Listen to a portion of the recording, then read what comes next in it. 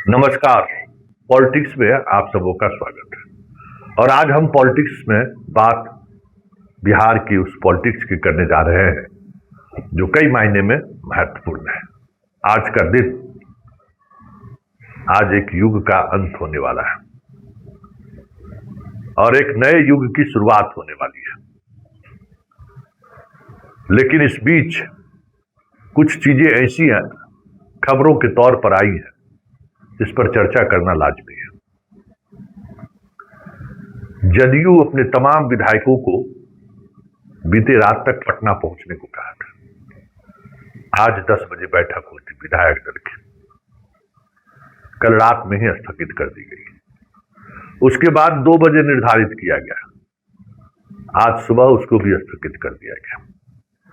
अब एनडीए के बैठक में जदयू के विधायक शामिल हो गए, जो सेंट्रल हॉल में होना है, जो आज तक कभी नहीं हुआ है। मतलब दिल्ली के राह पर जो है सो बिहार चला है। यह संकेत है कि अब बिहार का मुख्यमंत्री कौन होगा, यह अब बिहार के विधायक तय नहीं करेंगे, अब ये दिल्ली तय करेगा। क्योंकि अब बिहार के विधायकों की स्थिति सिर्फ इतना ही रह गया कि पर्ची खुलेगी और उस पर हाथ उठा देना है। सेंट्रल हॉल में जाने का मतलब क्या है? एनडीए विधायक दल का मतलब क्या है? वहां वही तो होगा। उससे पहले आज दिन भर शिवराज सिंह चौहान आ रहे हैं, सीधे नीतीश से मुलाकात होगी और विभागों के बंटवारे को लेकर चर्चा होगी कि कौन किसको क्या विभाग देना है। वैसे ये तय मानिए कि उसमें भी जो है जदयू सिर्फ हाथ उठाने के लिए रहेगा, सिर्फ हाथ, कुछ मिलने को नहीं है। क्योंकि जहां लेन देन की बात होनी है, वहां अगर दोनों तरफ एक ही विचार के लोग रहे तो आप क्या सोचते हैं कि लेन देन में जो है सो पारदर्शिता होगी? नहीं ना। तो वही चीज समझिए कि भाई अब कोई पारदर्शिता नहीं है, पार्टी पूरी तौर पर बीजेपी के साथ हो गई है। या यूं कह सकते हैं आप कि बीजेपी में कहने को सिर्फ अलग आइडेंटिटी रह जाएगी, विचार से और कर्म से बीजेपी हो गई पार्टी जदयू। क्योंकि विधायक दल के बैठक में इन लोगों को जो इस पूरे परिदृश्य में संजय की भूमिका में है, मतलब महाभारत के संजय की भूमिका में है, जो देख रहे हैं, जो धृतराष्ट्र को बता रहे हैं कि युद्ध के मैदान में क्या हो रहा है। अब सवाल है कि धृतराष्ट्र तो देख नहीं रहे कि युद्ध के मैदान में हो क्या रहा है, तो जो संजय पढ़ाएगा वही पढ़ेंगे ना, वही बोलेंगे। तो विधायक दल की बैठक नहीं होगी, क्योंकि ये बात तय है कि विधायक दल की बैठक में चर्चा हो सकती है। उनको विधायक दल का नेता के चुनाव को लेकर कुछ निर्णय लेने पड़ सकते हैं। ऐसे में विधायकों को एक साथ बनाए रखना थोड़ा मुश्किल है। तो क्या जरूरी है विधायक दल की बैठक करना?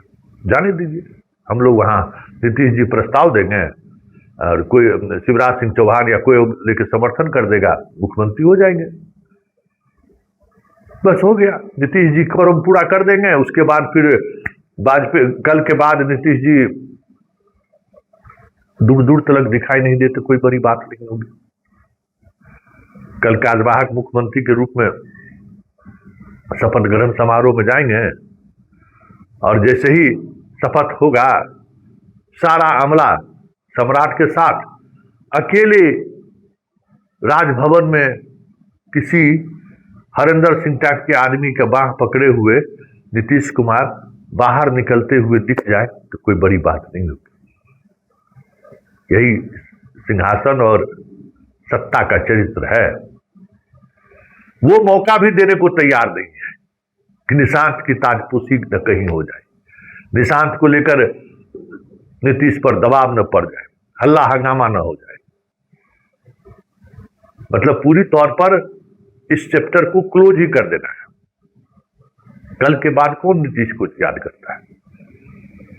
ये लोग जितने लोग कह रहे हैं कि भाई नीतीश के नक्शे कदम पर सरकार चलेगी, नीतीश इस सरकार के संरक्षक है, हम दावे के साथ कह सकते हैं कि कल के बाद 7 सर्कुलर रोड में न सम्राट जाएंगे, न विजय चौधरी जाएंगे, कोई मतलब नहीं है। और भूजा पार्टी भी धीरे धीरे धीरे धीरे धीरे धीरे जाना बंद कर देंगे। कुछ विधायक सम्राट के घर पर बैठे रहेंगे, कुछ विधायक संजय झा जी के यहाँ बैठे रहेंगे, कुछ विधायक ललन सिंह के यहाँ, कुछ विजय चौधरी के यहाँ, कुछ श्रवण कुमार के यहाँ। 2-4-6 महीना ऐसे ही बीत जाएगा। नेता खोजते रहेंगे, कुछ विजेंद्र यादव के यहाँ जाएंगे। मतलब अनाथ छोड़ दिया गया जदयू के विधायकों को, कोई नाथ नहीं रहा, खेल खत्म। लेकिन इस पूरे खेल में जो बातें सामने आएंगी, ये तय मानिए कि कागज पर जितनी भी बिसात बिछाई गई हो, शतरंज का मोहरा जिस तरीके से भी सजाया गया हो, उस मोहरे का कागज पर प्रभाव भी दिख जाता ही है, दिख भी जाएगा। लेकिन यह अगर लोगों के दिल में ये भ्रम है, करीब चुनाव तो अब 4.5 साल बाद ना, लोकसभा चुनाव 3 साल बाद ना, अरे कौन याद रखता है? तो हर नेता को ये भ्रम होता है, और उस भ्रम में हर नेता जीता है। अरे जनता का मेमोरी बहुत शॉर्ट होता है, सब भूल जाता है जनता। तो अरविंद केजरीवाल का कल कोर्ट में बयान, जिस तरीके से सवाल खड़ा किया गया है जज पर, खेला शुरू हो चुका है।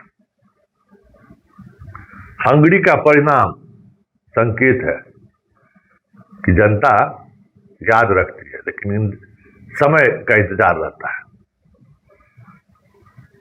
देखिए कब तक चीजें चलती हैं। लेकिन एक बात तो तय है, जिस तरीके से जदयू को